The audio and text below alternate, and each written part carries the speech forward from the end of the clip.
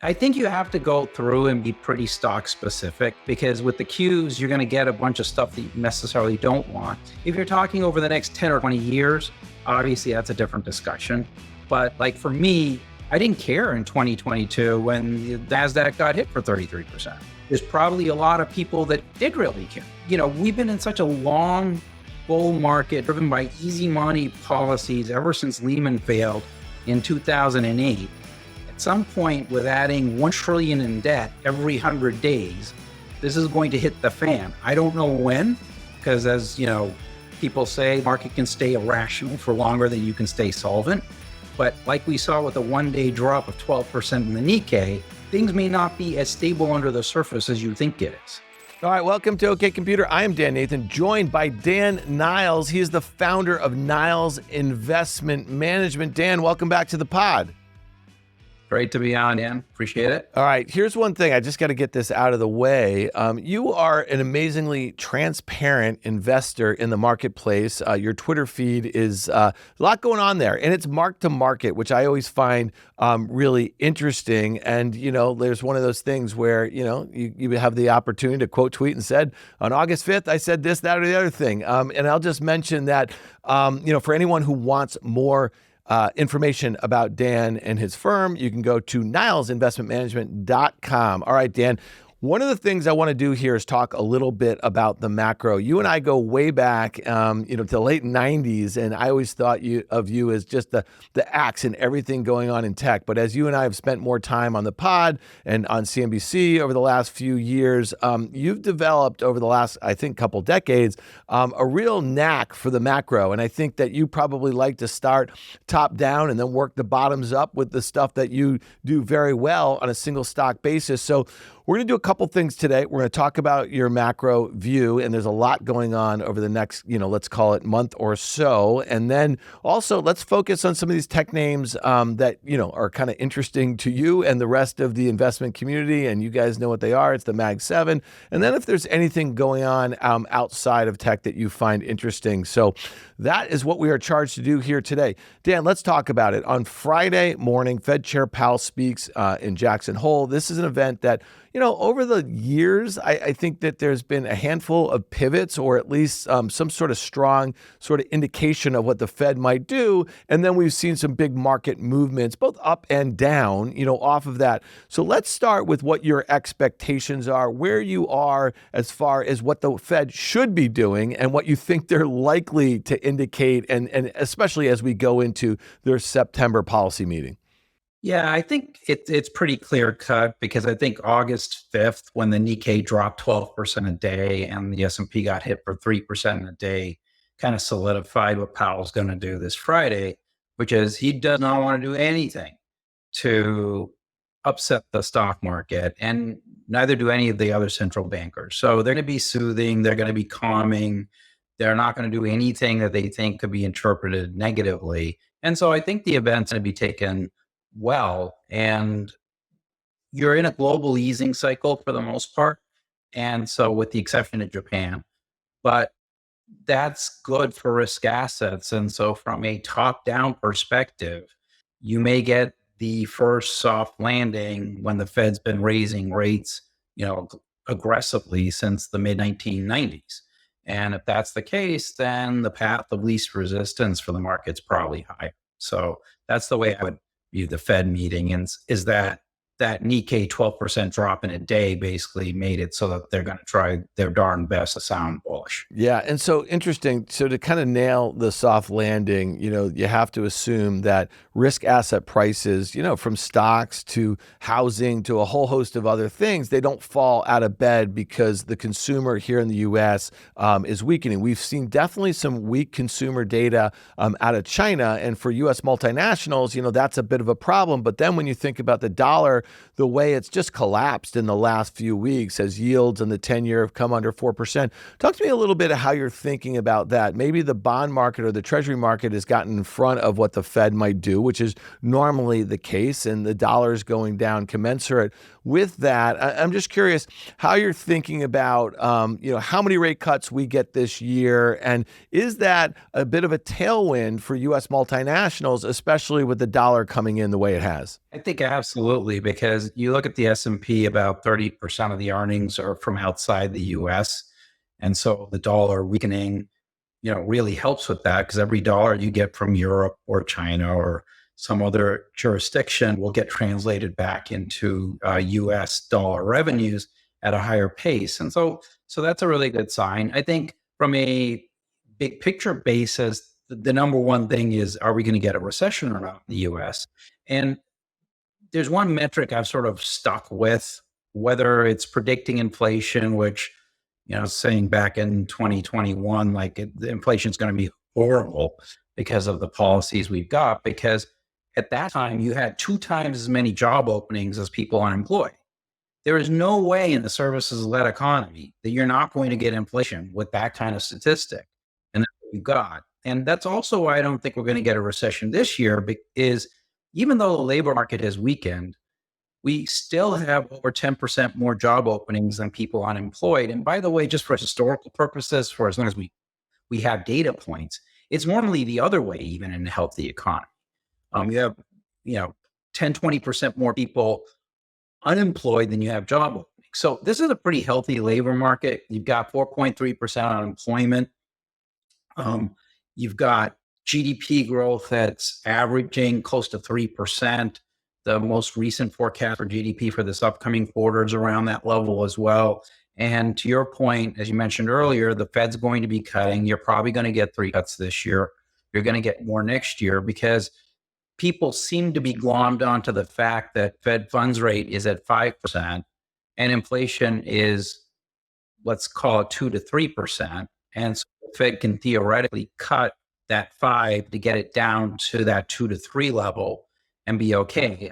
I personally think that's, they shouldn't be doing that, but that's a discussion for another day. But focused on what we think will happen. And I think that's what people are assuming is going to happen over time. And so that's a positive, at least in the short term, as we go forward. It's interesting, and I think a lot of our listeners know this, that the Fed's dual mandate is stable prices and full unemployment. And so when you think about that, I mean, prices have been anything but stable, but they've been coming down. And you just mentioned, full employment, or where we are, that statistic suggests that, there's room to go there, right? Even though with a 4.3% unemployment rate. And the one thing I would just, kind of worry about is if the Fed was too aggressive in cutting interest rates, that might stoke further inflation, especially on the wage side of things. And we know the story, right? There was goods inflation during the pandemic, and then it was services, right? After the pandemic kind of opened things up a little bit. So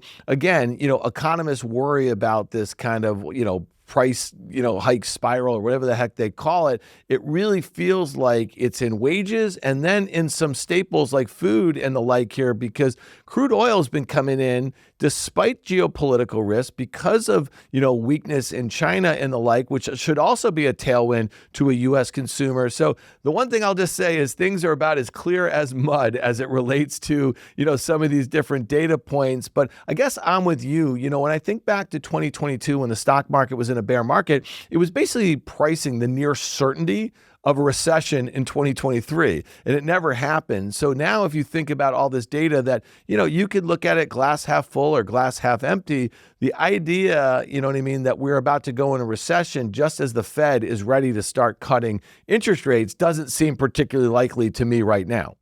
It's hard to believe we go into a recession. The only thing that you can say that increases the chances is that everybody's macro forecasts have been wrong for the last 3 years. I mean, we all thought with the fastest rate hikes in history, we were likely to have a recession last year. I think that was the prevailing wisdom. That obviously never happened. And so this year, people don't think, which I think rightly so, but we'll see what happens. I mean, I find it interesting that the title of the Jackson Hole address, something like, delays in transmission of monetary policy or something like that. And the point being is, rate hikes as well as rate cuts don't have the same kind of impact when you've got, I think it's something like 30% of homes owned in cash. And the ones that aren't, 90% of those mortgages are termed out for a very long period of time, because people smartly refinance their homes when rates were unbelievably low. So whether the Fed is raising or cutting really doesn't have the impact it used to when there were a lot more variable rate mortgages out there. And so it directly impacted household wealth. So it's going to be kind of interesting to see how the economy plays out, because maybe things are slowing down and maybe some of the things we have seen coming out of the consumer continue to get worse, right? You never know if it's going to, it's like, you're landing a plane. It looks like a soft landing unless it crashes. And maybe the same thing where this slowdown is kind of indicative of something worse that's going to happen. I don't think it is, because again, it's hard to imagine a recession if you're in a full employment scenario, which you kind of are right now, because you've got more job openings than people unemployed. But I do look back to the 70s as a great example of this. Of if you cut too early and too aggressively, you can restoke inflation. And that's something you kind of have to keep in the back of your mind, I think, going forward. So I sort of I always go back to Charles Darwin, which is it's not the strongest or the fastest or the smartest of the species that survive. It's the one most adaptable to change. And I think you kind of really need to look at every data point that comes in and think about it going forward, because I think you're going to have to be very adaptable, because, we've never been in a global pandemic before. We're seeing this kind of interest rate hikes before, other than in the 70s. I mean, you never had rates this low before. So we're in kind of this uncharted territory, and we're going to have to just stay flexible in our thinking. And one thing I would point to, the Mag7 results, which I'm sure we'll get to, other than Apple, which has been terrible for a while, and Meta, the other four, all the numbers came down after they reported, even though they're all AI related. So the best companies on the planet, the forward revenue forecast went down after they reported. And so you need to think about that and forget about the stock prices for a second, because that's disconnected from reality over the short term, as we know. But the forward revenue estimates went down. And so, again, sort of a sobering thought as we're thinking recession or no recession. Right. And so there's two things I just want to say there, and let's definitely get to the Mag7. So as far as the consumer is concerned, there's two different economies, right? Especially here in the US, right? So we have a high-end consumer that speaks to, who own risk assets, right? And we're able to kind of buy them when rates were really low, or as it relates to housing, who paid for cash and or have, mortgages below 3% and the like, and they're all doing just fine. They're gainfully employed and the like here. And then on the lower end, and we've just seen this, we've seen a trade down, to Walmart. We've seen a trade down to the dollar stores. We're starting to see delinquencies pick up, in autos, and those are not, at really low rates, and they don't have that might be, a prime to subprime sort of consumer, but we're starting to see a lot of weakness on the lower end. So I think it makes sense to keep a very close eye on that. The other thing in these large tech companies, their CapEx is keeping a lot of things going. You know what I mean? And that's something that I think a lot of folks did not expect in the start of 2023. And then you couple with a lot of the stimulus that we saw during the regional banking crisis in Q1, Q2 of 2023. So that kind of bailed out, I think, the probably U.S. economy, or the hangover that we were having post-COVID. Now, the other point I'll just make, and you just met, if you look at the stocks, so I'm going to go to the price of the Mag7 right now. If you think about Tesla's down in the year, if you think about Apple is basically up in line with what the S&P is, Microsoft's only up 13% versus an S&P that's up 17%, and a NASDAQ that's up 19%. Google's up in line about 20% or so. Amazon's up about 17%. And then you have the outliers. It's Nvidia up 150% and Meta up 50%. And you've been very clear about those last two, specifically about Meta. Every time you've come on with me over the last year and a half, that's been one of your favorites. And it's been a great, outperformer. But let's talk about this. All right. So you just said for Q2 earnings, what we saw for Q3 revenue guidance down. Did we just kind of hit a peak margin situation situation where companies have been spending a lot, revenues are starting to slow down. Expected EPS growth is per FactSet for this year is still above 11%. It's above 14% for next year. Goldman was just out with a note earlier this week saying that the expected revenue growth in 2025 of 6% is probably more likely to be 4%. So as we think about the contribution of Mag7 to S&P earnings, and we think about how heavily loaded, you know what I mean, those earnings are to those names, what do you suspect? Are we going to see two consecutive quarters, of negative revenue revisions for like a bunch of the Mag7? And is that the thing that puts basically a cap on future returns, at least in the near forward? Because we know we pulled forward a lot of returns, especially because a lot of this has been multiple expansion.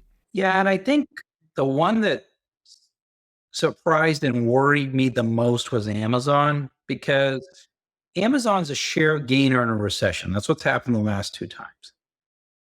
Their AWS business, which is, related to obviously AI and all of that, that was fine. What troubled me was, again, going back to recession or no recession, is they missed on e-commerce revenues, and then the margins were also worse. So if you believe a company that's a share gainer is seeing weakness from the consumer, and they're one of the best consumer companies ever created, that has to make you somewhat concerned. And then Walmart, for their part, their fastest growing cohort, it's above 100,000 in annual income a year in terms of households. And the fact that people are trading down, that also makes me think, well, is that a positive or a negative? I mean, they're doing well, but what's happening to everybody else? Because we certainly heard from the travel companies, the bookings.com, Airbnbs. We heard from the hotel companies, the airlines, that the consumer is, whether it was revenge travel that's now normalizing or whatever you want to call it, it's certainly slowing down. And so that's part of what's bothering me as I'm trying to battle test my thoughts on recession or not. The second thing is something you mentioned, which is, it's great that all of the companies that reported took up their CapEx plans on AI spending. What's not great is they all sort of said, well, the risk is underspending versus overspending, which to me indicates they know that they're spending more than they should be, which is something we wrote about back in July, I think, where we were concerned going into this earnings season that at some point the amount being spent on AI would have to show up in the revenues being generated. And if you pick the poster child for this, which is OpenAI ChatGPT, and then you say, well, Microsoft gets 50% of those profits, and you look inside Microsoft and you say, well, how did that business do? They missed on Azure. That's where that stuff is conglomerated into. And so, again, Microsoft was one of the companies where forward estimates went down. And so you got to kind of sit there and go, okay, at some point, you're going to get a digestion phase. And investors are so giddy with, how well Nvidia has done, and rightfully so, that they've sort of forgotten that these same customers, Microsoft, Google, Amazon, caused Nvidia to negatively pre-announce in 2022 in the first half of the year, before this thing called ChatGPT was introduced in December of that year. And so I think you shouldn't forget about that, because if Google's forward numbers go down, Amazon's forward numbers go down, Microsoft's forward numbers go down, despite all this spending on AI, at a certain point, we're going to see them say, hey, we're going to go through some digestion phase, just like they did in early 2022. And that's going to be a problem. So when Nvidia reports on August 28th, I don't think you're going to see the fact that companies have sort of implicitly admitted to overspending show up in the guidance. But it is something that I expect to see as an issue for Nvidia sometime next year, especially after the Blackwell chips get shipped, which have been delayed a little bit, and customers have them. And then they can say, okay, you know what? We spent all this money. We know we're overspending. We're not generating the revenues that we thought we would be, even if you're Microsoft. And so we're going to digest this for a little bit, which is pretty normal. Like, you go through these phases. Yeah, And do so you think something you need to it's think about. do you think there's a potential that they cut jobs before they pull back in CapEx? Because again, maybe they think that some of this kind of build out is going to allow them, you know what I mean, on some levels. And again, these are processes, these are things that they're putting on their cloud, GCP and Azure and AWS, hoping that other companies, right, will kind of pay for the compute and license the models, right? Like that's the whole thing. But right now, to your point about Azure, like they came in below, Copilot, powered by, OpenAI and GPT is not doing what folks expected to. So when I think about this and I read some of the stuff from some of their clients, these Fortune 100 clients, a lot of them are saying that they're just not seeing the productivity gains or the efficiency on some of their smaller trials right now. And that doesn't lend itself, in my opinion, to the sort of thing that's going to keep CapEx going in that direction. And I just want to take you back, and this seems like, ages ago, but Taiwan Semi was probably mid-July, when they reported, and, this is a name that you track very closely, but, they guided up on revenue above consensus. They basically had their HPC, so their high performance chips, which are, what they are. They're everything but smartphones. They go into servers and the data centers and the like. It was more than 50% of their total revenue. And they guided, CapEx towards the high end, right? So everything looked great there, but that stock topped out that week, interestingly enough. It was almost as good as it gets, and it wasn't probably that much better than what a lot of very bullish investors had to say. And at its lows on August 5th, and again, I know that was a panic low, it was down 30% from those recent highs. So is there anything that you want to start with Taiwan Semi and then kind of extrapolate, to the rest of the Mag7? And again, we're going to end with Nvidia because that's where, all roads lead to, I guess. Well, yeah, the one thing that's interesting about Taiwan Semi, which you didn't mention, and I'm going out of memory here, but I'm 99% sure they did not change the forecast for semiconductor revenue growth for the industry, despite the fact that they nudged up their view of AI. So basically, what it says is that everything else is weakening. AI may be strengthening, but it's not enough to have numbers go up. And which is basically what you heard from the Mag7 that reported. And so it kind of speaks to what you just brought up.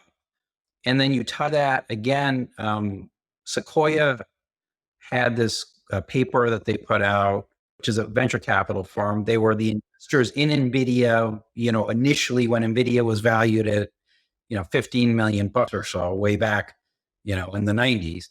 They put out a piece, I think September of last year, and then updated it in March of this year, where they said, look, there was 50 billion spent on AI CapEx in 2023 and 3 billion in revenues generated. Now, this is the venture capital investor in Nvidia saying this. VCs are trained to think very, very long. And so all of those things, there's not one smoking gun, there's several. And so you go, okay, we're going to go through this digestion period. And when is it going to be? And the other way I kind of think about this is, if you say Netscape Navigator came out at the end of 94, Cisco's revenues over the next 6 quarters went up about 2.5 times. ChatGPT came out at the end of 2022. It's been 6 quarters since then. And NVIDIA's revenues haven't gone up 2.5 times. They've gone up 4.5 times since then. So it gives you an idea of the pace of spending going on, which then makes me think back to, if you're not generating the revenues that you thought you were, even Microsoft, even though they have ChatGPT, embedded sort of in their results, that at a certain point, it's fair to assume that you're going to probably go through and have to digest this. And I'm sure when that happens, everybody will say, see, we knew AI was a scam and all the rest of it. And people forget, like in 1998, I still remember this, a Nobel Prize winning economist said, by, I think it was like 2005 or something, we'll see that the internet had no more impact than the fax machine. And, you think about that statement, it's obviously ridiculous today, but people actually believed it because, Cisco had rolled over in 1988. It had gone down over 35% intra-year. And you were going through, a slower period in the macro, et cetera. And I'm sure people will say the same things this time around. But I think Bill Gates said it best when he said, technology is overhyped short term and underhyped long term. And so we may have to need to go from that overhyped short term to a little bit of digestion before we figure out that AI really is going to change the world, just like the internet. Yeah, and I think that's a great analogy, and I think but there's all other points of that. So when I think about just the spend that's happened, 50 billion last year, it's probably on pace to do the same this year. You know what I mean? And when I think about that, it's way more than that this year. Yeah, it's up like probably 50% from that. Yeah. But anyway, sorry. Yeah, no, I mean, so when I think about that, like I think a lot of folks, I think very few people were skeptical, you know what I mean, about the ability for the internet to change so many different industries. They were very skeptical, at least in the investment community, about the valuations. And I think that's the sort of thing that's happening right now, but it's not as kind of broad-based as far as the names. It definitely is more impactful if you think about the trillions of dollars of market cap that have been gained by, let's say, 10 stocks, right? And it's a very concentrated bet right now. So I think you and I would agree on the fact that it's definitely overhyped, the same way that the metaverse and spatial computing were overhyped 3 years ago. And I think it's important to remember that some of the biggest beneficiaries, supposedly, and one of them was at Nvidia, and obviously the other one was Meta, that had just changed its name from Facebook. They lost 70% of their value from the highs in 21 to the lows in late 2022. So the thought that we couldn't see some of these names be cut in half at some point, if we start to see, and your point is about Nvidia, at some point after Blackwell finally starts to ship, you're going to see sequential declines, right? And some of these metrics that, folks have been very focused on. One of those, to your point, has been the way that revenue has doubled and then doubled again over the last few years because of this. So I find that all pretty interesting. I want to go to one name, though, because we were talking about Taiwan Semi. Its biggest customer is Apple, 25% of their revenues. And you just mentioned this. You said that while HPC is doing really well at Taiwan Semi, PCs, cell phones, and servers are probably doing, not servers, PCs, cell phones, and some of this other stuff that we can't even think about anymore are doing a bit worse. Well, Apple Intelligence, I just want to get your take on this. And Apple's a name that you probably, there's very few people in the investment community who know this name better than you, going back, let's say 30 years.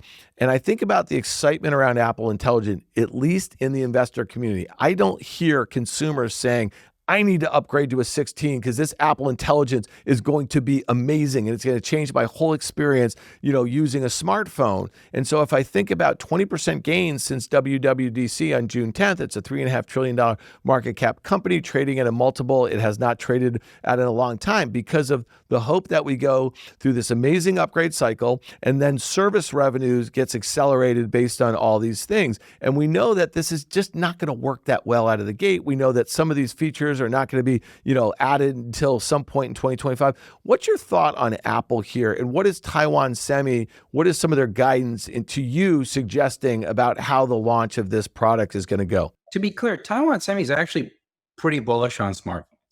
So it's smartphones they're bullish on, high performance computing they're bullish on. It's everything else that's kind of got a problem. So to be clear on that, and you can kind of see it in Hon Hai numbers, which Hon Hai manufactures the phones for Apple. And so you can see it in those numbers. They look really strong. What I would say with Apple, it's kind of funny, is that with Apple for the last several years, my view has been they're going to disappoint on revenues, and they have. If you look at it, 2022, the revenue growth was 2%. Last year, the revenue growth was 0%. And this year, even with the high expectations for, what the iPhone upgrades, et cetera, will do for September quarter revenues, where you only get a couple of weeks, but then December is for 4% revenue growth. So 2%, 0%, and 4%. That's actually why I'm pretty bullish on an upgrade cycle, getting that revenue growth close to 10%, which is not like spectacular. The main reason is, when did we all upgrade our phones? During COVID. When was that? 2020. Well, it's 2024. So, and by the way, the normal upgrades years between upgrades is roughly 4 years. It's actually a little bit less than that. So just by the sheer fact that the phones have gotten pretty old, the iPads have gotten pretty old, since we all went ahead and were forced to really upgrade our technology during COVID, I think you're going to have an upgrade cycle that happens because of that. Um, and and remember, like from the way I invest, I have longs and shorts, and so I feel pretty confident that Apple will be probably one, if not the only one out of the mega cap tech stocks where the revenue growth is actually better next year than this year. All of my other names, I actually think it's probably going to be worse. And so, from a relative basis, don't really care if Apple's up or down. If they do better than the other ones, I think it's going to be up because I think the numbers are going to head higher after 3 years where the top line's disappointed. And the stock's done fine because the multiples continue to go up and they've been able to generate EPS with share buybacks, cutting other expenses, etc. But like at a certain point, you can't cut your way to prosperity by doing that. You need to have top line revenue growth. And I think they're going to finally get some this next year, which after years where you're growing 2%, 0%, 4%, which I don't know what other mega cap tech company has revenue growth that pitiful. I think it's probably none.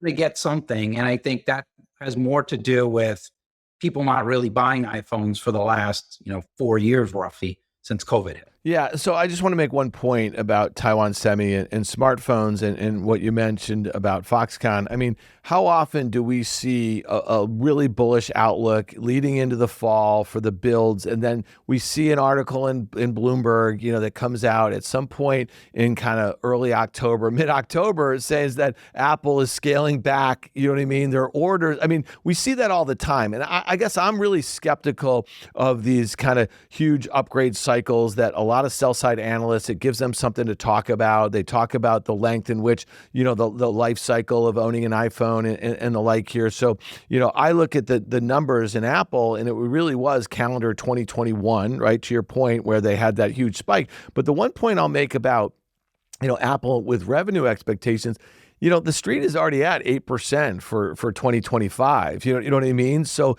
that's the biggest revenue gain, like year over year gain that's expected, or that's been for the last few years. And the other thing is like margins expected to be flat. So if this is going to be the most expensive iPhone, you know what I mean, from an ASP standpoint and to a consumer, and margins are flat and there's a lot of expected excitement around this product, I don't know. I kind of think it's going to disappoint a little bit. So that's just my 2 cents. But again, trading 30 times this year and about 29 times next.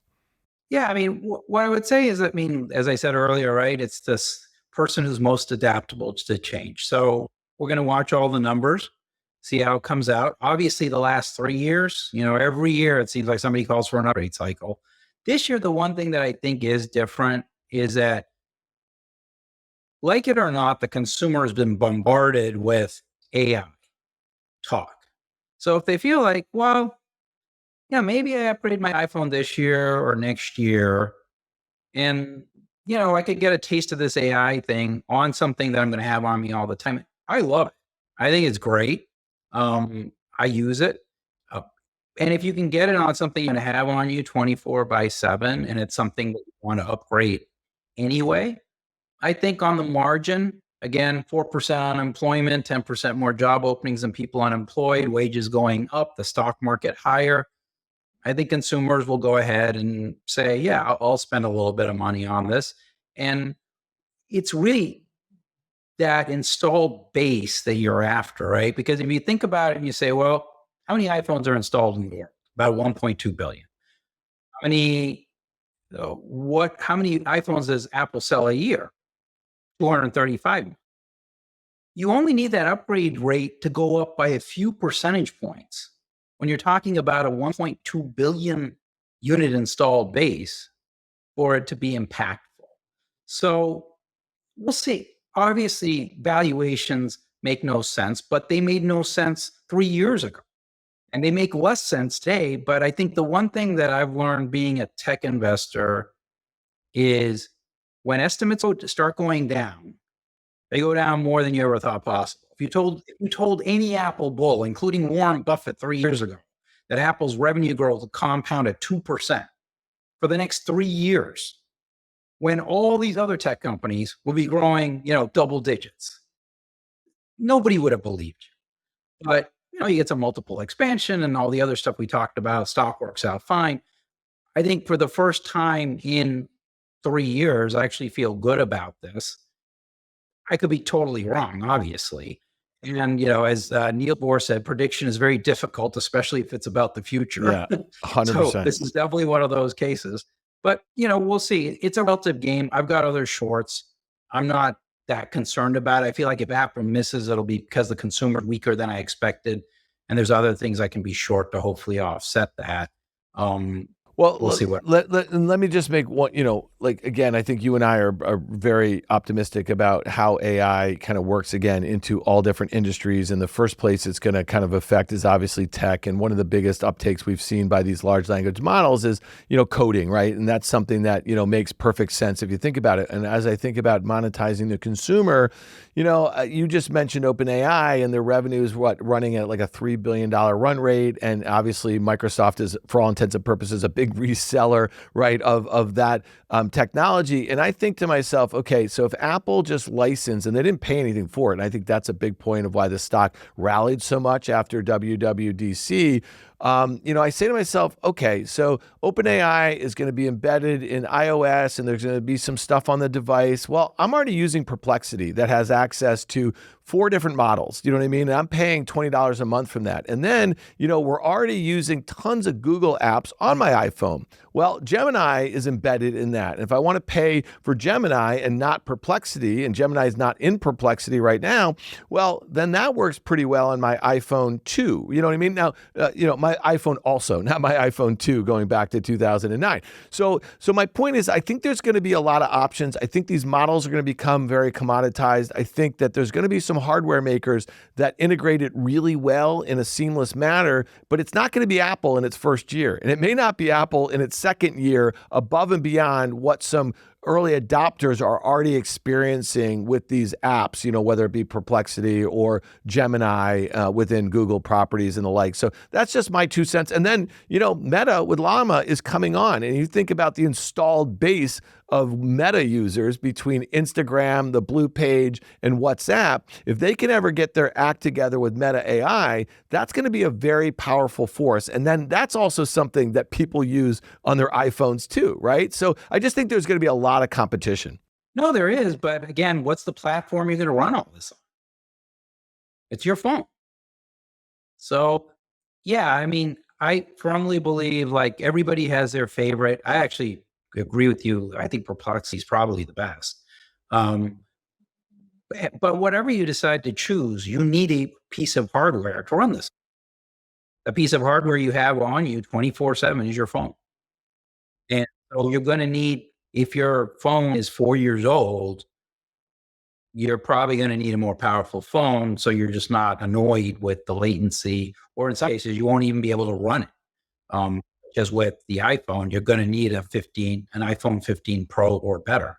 So that's why I kind of feel like Apple's forced you, whether you want to or not, into an upgrade cycle, because if you want to run a lot of stuff on their iPhone, you're going to need an iPhone 15 Pro or better.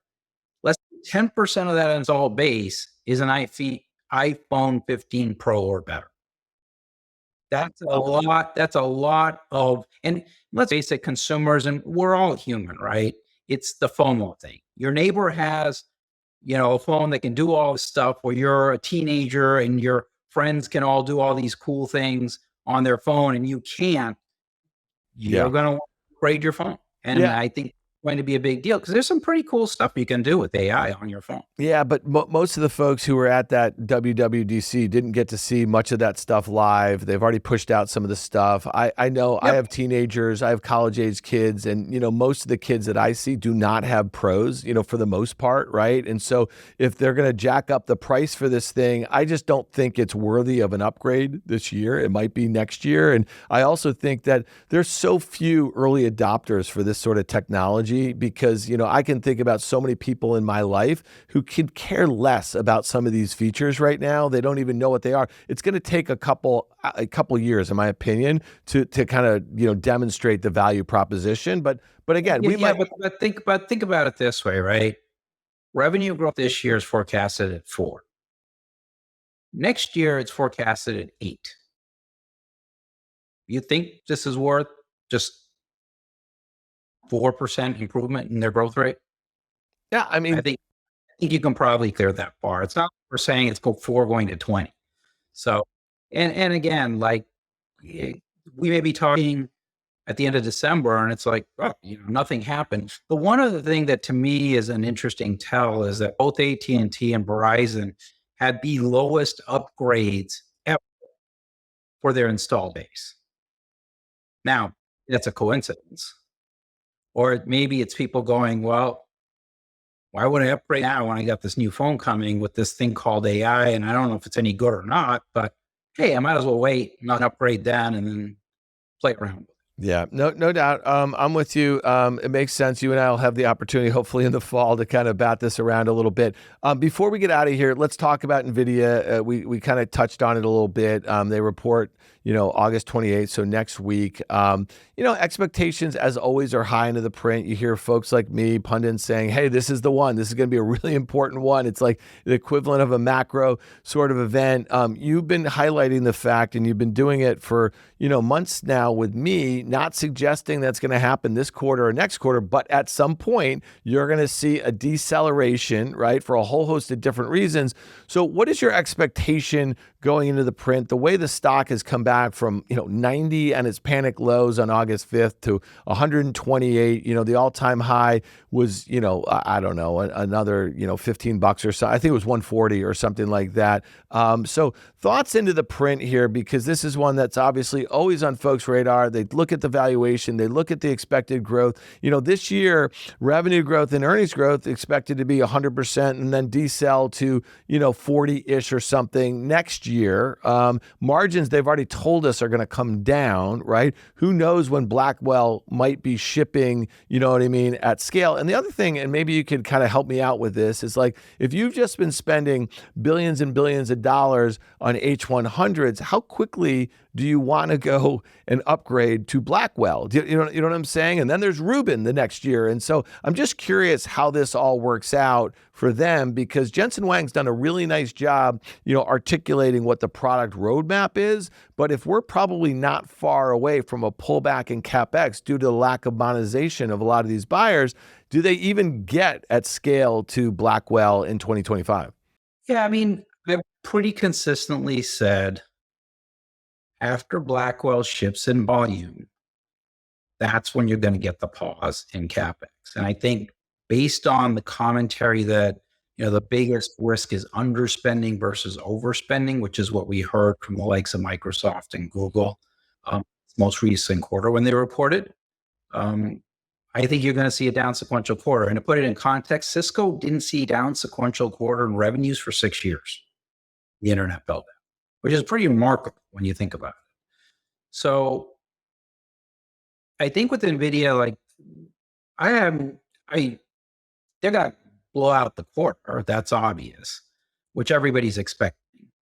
And then the guidance is where it gets a lot trickier. I think the numbers go up after they report, but the question is, sort of what's the commentary around that and how do people think about it? Now, from a very long-term perspective, I mean, the nice thing was you can go back to what we were posting. We were expecting a problem with AI, spend, CapEx, and how the Mag7 will react. So we took advantage of that pullback that we saw. And, re-engaged with a lot of the tech names that we really liked. With Nvidia, the day after, the one thing I would say is the 6 Mag7 that have reported so far this earnings season, on average, the stocks have been down 4% the next day. And on average, the forward revenue guidance, with the exception of Apple and Meta, the forward revenues have gone down. if that's the case with Nvidia, we're screwed, obviously, because nobody's expecting that. I think we're all just trying to think about the level of upside coming. But from a very long-term perspective, and this is what I would focus investors on, is with this name, if you think AI is impactful, it's going to change things the way the internet did. And you say, well, Cisco at the end of 94 to its peak, their revenues went up 15 and a half times. NVIDIA's revenues are right now up 4.5 times. And Cisco had Lucent, Nortel, Alcatel, a whole bunch of other competitors. Right now, it's pretty much NVIDIA. That's it. I mean, AMD is a very distant second. And then there's really in third. And so if you think about, well, revenues are up 4.5 times and Cisco's were up 15.5 times, it's not hard to imagine that the revenues double again from here over the period of years, and the stock doubles as well. And so I'm not trying to think about it too much from the quarter. I will do what I always do, which is think about, well, what are the expectations, the day before the print, and adjust my position sizing appropriately to that. And if the stock is up another 20% from here, I guarantee you I probably won't be involved. But I'm trying to think about this from a very long-term perspective. So much like the meltdown we saw and what I wrote on August 5th when the Nikkei was down 12% and the S&P was down 3%, like I want to take advantage of that, because with the Mag7 in general, I wasn't involved the day they reported, the exception of Apple. And then I re-engaged with a lot of them afterwards because I could buy them cheaper. And with Nvidia right now, haven't made up my mind what I want to do, but short term, 100% believe, well, 99% believe there's a spending pause sometime in the next 12 months with a down sequential revenue quarter, which nobody has in their models. But I also believe that revenues double from here over the next several years, and so does the stock. And so that's kind of short term versus long term, how I'm thinking. Last question, and this might be a curveball. So Nvidia and Microsoft have the exact same market cap right now, okay, as we're speaking, $3.16 trillion, okay? So Nvidia trades about 47 times this year's earnings and about 26 times sales. Now, obviously, they're expected to have much higher growth, earnings and revenue growth than Microsoft. Microsoft has about a 68% gross margin versus, let's say, Nvidia right now at 76. But their margin is going to be everyone else's opportunity at some point. Like you just said, there's no competition right now. And at some point, there likely will be. And so I think about Microsoft at 32 times and 11 times sales, okay? So 47 times and 26 times sales versus 32 times and earnings and 11 times sales for Microsoft. What would you rather buy right now? Let's just say that you were playing for this trend. Now, they're two very different stories, but they're attached at the hip a little bit. And the last point I want to make is that while Microsoft's a huge part of NVIDIA's revenues, right, they're also trying to design their own high-end GPUs, right? You know what I mean? So I'm just curious, like when you think about that, and I'm kind of just getting at it because they both have identical market caps, and you don't have, you could say I want to buy both. You know what I mean? It's a matter of sizing, and so thoughts there. Well, I would say in the immortal words of Tony Stark and Iron Man, why not both? There you go. So, yeah, I mean, I don't think it has to be either or. I mean, I look at Microsoft, and this really comes down to the way I think about Google. I think Microsoft with Bing with like 3% market share, but with Microsoft also having their stake in OpenAI, do I think they can take something out of the 90% market share that Google has in search? Absolutely. So I think from that perspective, I think Microsoft's interesting. And at the end of the day, I'm a big believer in you buy the arms merchant. And I don't really care if Perplexity wins or OpenAI or Anthropic or, Bing, or if it's Google itself. Like they're all going to be using NVIDIA GPUs.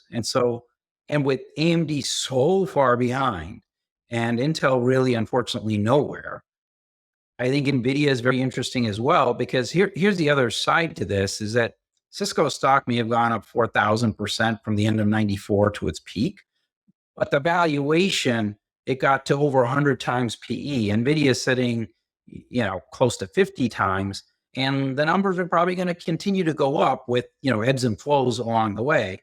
And so that to me does not look that expensive given the growth rate and given they're really the only game in town.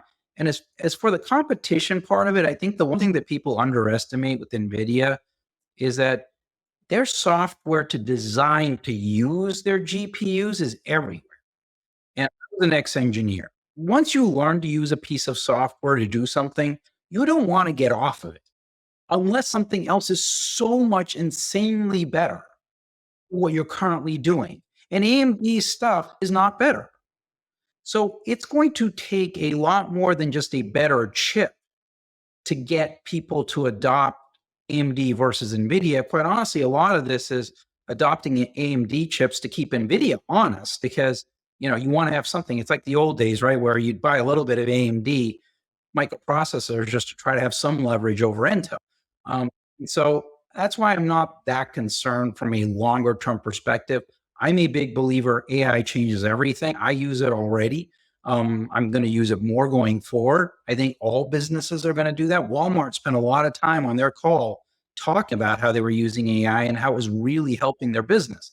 And so I think, you're going to figure out what use cases work, what don't, and sort that out in the future. But if you're a big believer that AI changes everything, just like the internet did, which I firmly believe it will, then NVIDIA over a multi-year period of time, that's pretty interesting to me, the software platform that they have. Well, and this might sound very pedestrian, but if you believe, if one believes the things that you believe, and I agree with you over time, then you just buy the QQQ. Because if you think about the exposure that you have, the top 7 or 8 names but here's the thing, right? Like, I don't know if I want to own Amazon in a recession. I don't know if I want to own Google if they're going to lose 90% search market share. I think you have to go through and be pretty stock specific. I think because with the Qs, you're going to get a bunch of stuff that you necessarily don't want. If you're talking over the next 10 or 20 years, obviously that's a different discussion. But like for me, I didn't care in 2022 when the NASDAQ got hit for 33%. There's probably a lot of people that did really care. And I lived through 01, 02 when the NASDAQ went down 78% from peak to trough. It was fine. I was on the sell side and we were negative on everything. So I think, we've been in such a long bull market driven by easy money policies ever since Lehman failed in 2008. At some point, with adding 1 trillion in debt every 100 days, this is going to hit the fan. I don't know when, because as people say, the market can stay irrational for longer than you can stay solvent. But like we saw with a 1-day drop of 12% in the Nikkei, things may not be as stable under the surface as you think it is. And so I think you want to stay a little bit nimble. And I think you really do want to pick individual stocks because I do think there's going to be AI is going to change everything, and not for the better for some of these names, I think. Yeah, no doubt. Well, I remember one of those downgrades you had, I think it was of Dell when you were at Robertson Stevens, and it was like an earthquake across the tech community because I don't think anyone had downgraded. This is, I think in 2000, one of these main pillars of the internet craze at the time. And I think it made you a household name, Dan. Listen, I really appreciate all this commentary. I appreciate you coming on with us every quarter. I really look forward to doing it again. I hope you'll come back, Dan. All right. I look forward to it, Dan.